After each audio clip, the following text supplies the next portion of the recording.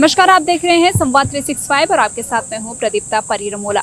काशीपुर पहुंचते ही द्रोण सागर का जिक्र अवश्य सुना जाता है। क्या इसकी मान्यता है, क्या इसका इतिहास रहा है और क्यों लोग यहां पर दूर दूर से पहुंचते हैं, देखिए इस खास रिपोर्ट में।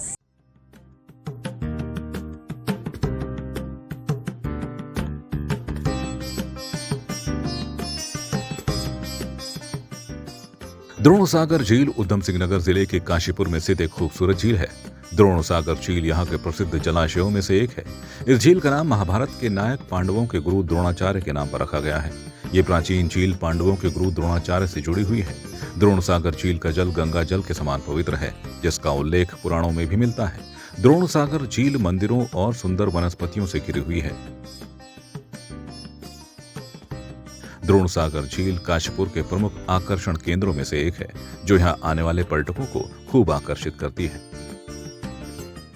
काशीपुर के द्रोण सागर मंदिर में हम पहुंच चुके हैं और अब हम मंदिर के भीतर प्रस्थान करते हैं और आपको दिखाएंगे कि कौन कौन सी मूर्तियां यहाँ पर स्थापित है। आप देख सकते हैं कि सामने जो है राधा कृष्ण की मूर्ति स्थापित है। साथ ही अगर हम देखें अपने दाहिने साइड, तो दाहिने साइड यहाँ पर बजरंगबली जी विराजमान है। साथ ही माँ दुर्गा की मूर्ति भी यहाँ पर स्थापित है।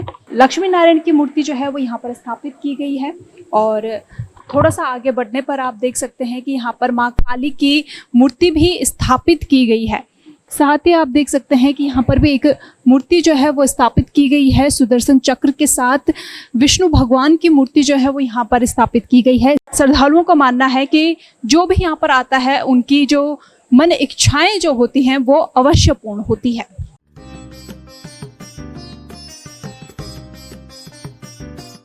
इसका इतिहास ये है जी कि यहाँ पर जो है एक द्रोण सागर है और यहाँ पर द्रोणाचार्य जी ने यहाँ पर शिक्षा दी थी। और एक बगल में जो है यहाँ पर गुफा भी है, जो यहाँ पर से बाला सुंदरी माता पे भी जाती है। दूसर में जो है ये जो पाले साइड है ये हनुमान जी मंदिर है, वहाँ पर जो है उन्होंने जो है भीम जी ने जो है उनकी स्थापना कर रखी है। ये कोई किसी की स्थापित मूर्ति नहीं है।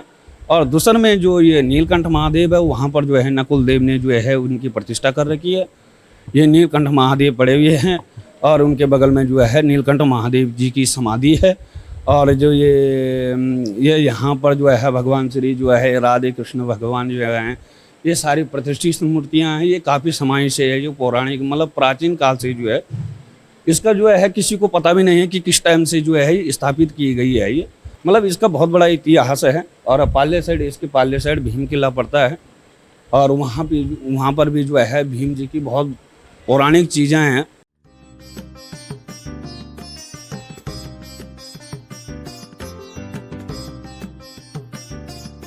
द्रोण सागर मंदिर में अगर आप पहुंचते हैं तो यहाँ पर केवल एक मंदिर नहीं बल्कि कई मंदिरों में आपको दर्शन करने को मिलेंगे। वहीं उनके बगल में भी एक मंदिर है, यहाँ पर पुजारी जी भी हमारे साथ मौजूद हैं। उनसे बातचीत कर लेंगे और जानेंगे इस मंदिर के बारे में। सर, इस मंदिर के बारे में। ये मंदिर जो है सिद्ध मंदिर है।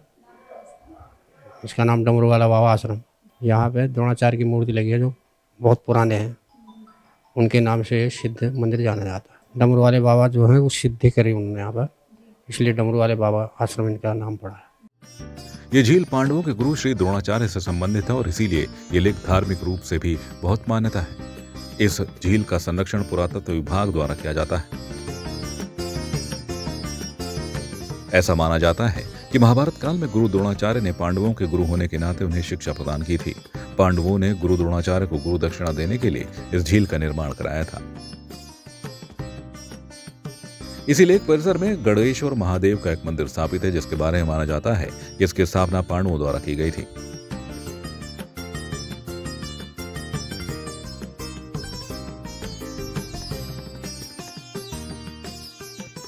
इस परिसर को एक पार्क में बदल दिया गया है, जहां अक्सर काशीपुर के रहने वाले लोग अपने मॉर्निंग वॉक, पिकनिक और इवनिंग वॉक के लिए आते हैं।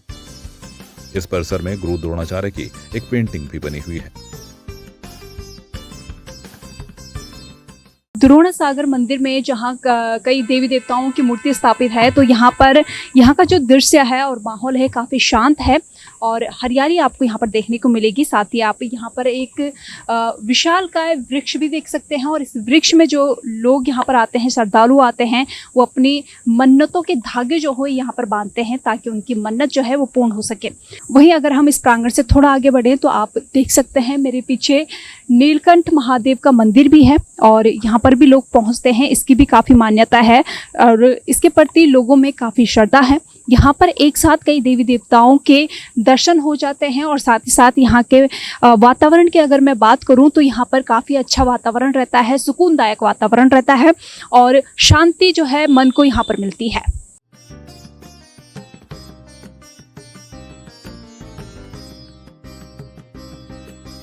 यहाँ पर आप देख सकते हैं कि शिवलिंग स्थापित है। साथ ही यहाँ पर जो नागराज भगवान हैं वो भी यहाँ पर स्थापित हैं। बगल में ही गणपति बाबा की मूर्ति भी है, गौ माता भी है, कार्तिकेय की मूर्ति भी यहाँ पर स्थापित की गई है और यहाँ पर लोग जल चढ़ाते हैं और अपनी मन्नतें मांगते हैं। इस तरह से इस मंदिर की भी काफ़ी मान्यता जो है वो यहाँ पर है। और मंदिर के बाहर प्रांगण में आप देख सकते हैं यहाँ पर गौ माता स्थापित है और गौ माता के बगल में ही जो है वो गणपति भगवान भी यहाँ पर स्थापित किए हुए हैं। इस तरह से इस मंदिर की काफ़ी मान्यता है और देखने में काफ़ी आकर्षक ये मंदिर है और काफ़ी सुंदर मंदिर जो है वो यहाँ पर स्थापित किया गया है। और भी बहुत कुछ है इस मंदिर प्रांगण में, चलिए वो भी आपको बताते हैं। वहीं मंदिर के बगल में आप देख सकते हैं यहाँ पर समाधि स्थल भी जो है वो यहाँ पर बनाया गया है। यहाँ पर भजन कीर्तन जो है वो किया जाता है और यहाँ पर हमेशा जो है वो एक हवन पूजन जो है वो यहाँ पर किया जाता है इस समाधि में और यहाँ पर भजन कीर्तन जो है वो भी यहाँ पर किया जाता है। आप देख सकते हैं कि किस तरह से यहाँ पर भजन कीर्तन किया जा रहा है।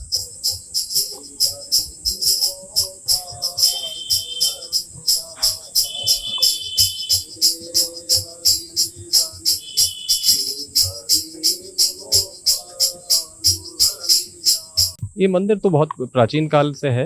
ये द्रोणासागर तीर्थ है और ये तीर्थ स्थल हमारे पूर्वजों महापुरुषों के द्वारा बनाया हुआ तीर्थ स्थल है। यहाँ उनकी समाधियाँ हैं, यहाँ रहने वाले, यहाँ उन्होंने तपस्याएं की हैं। लंबे समय तक काशीपुर का इतिहास पांडवों की तपस्थली के रूप में जाना गया है। तो इसी प्रकार से ये नीलकंठ महादेव और नाथ जी महाराज की समाधि है। वर्षों पुरानी यहाँ संत रहे, तपस्वी रहे। आगे डमरू वाले बाबा की समाधि है और यहाँ सायंकालीन आरती रहती है, हनुमान चालीसा का पाठ रहता है, सीताराम और सभी भक्तगण यहाँ इकट्ठे होते हैं और नाथ जी महाराज को प्रतिवर्ष भंडारा भी और प्रतिदिन ऐसे कार्यक्रम रहते हैं। पौराणिक मान्यताओं के मुताबिक अपनी शिक्षा समाप्त होने के बाद पांडव गुरु द्रोणाचार्य को कुछ गुरु दक्षिणा देना चाहते थे। उन्हें गुरु दक्षिणा देने के लिए उन्होंने मिलकर इस झील का निर्माण किया और इसे अपने गुरु के नाम पर ही द्रोण सागर कहा। दरअसल द्रोण सागर हमेशा से ऋषियों की तपस्थली रहा है।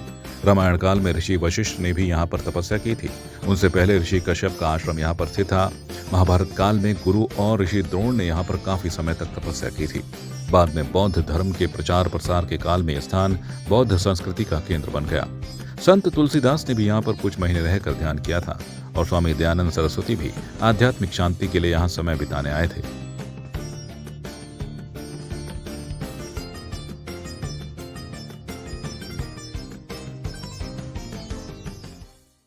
यहाँ पे एक राधा कृष्ण मंदिर हो गया, यहाँ पे डमरू वाले बाबा जी का या हनुमान मंदिर अखाड़ा है। इसके बगल में हमारे टाट वाले महाराज का मंदिर है, टाट वाले बाबा जी। ये सिद्ध पुरुषों में जो महाराज हुए, हमारे जो सनातन धर्म में प्राचीन संतों में हैं, वो महान संतों में डमरू वाले हो गए और टाट वाले जो खास काशीपुर में थे। तो टाट वाले बाबा जी के आश्रम जो है यूपी पे भी करीब 4-5 जगह हैं।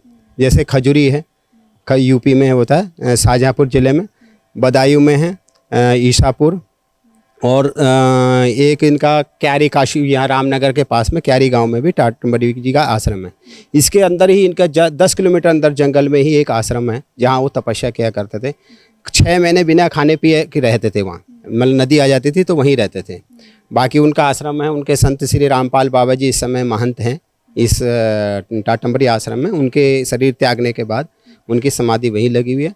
और बाकी जो है ये तीर्थ जो काशीपुर है, जो ये धर्म के क्षेत्र में तो आपको पता ही है, बहुत प्राचीन शहर है और बहुत ही मान्यता है यहाँ की। यहाँ दूर दराज से लोग आते हैं। द्रोणासागर तो आप जानते ही हैं, कि माना जाता है कि पांडवों के द्वारा यहाँ पे शिक्षा ग्रहण की गई थी द्रोणाचार्य द्वारा।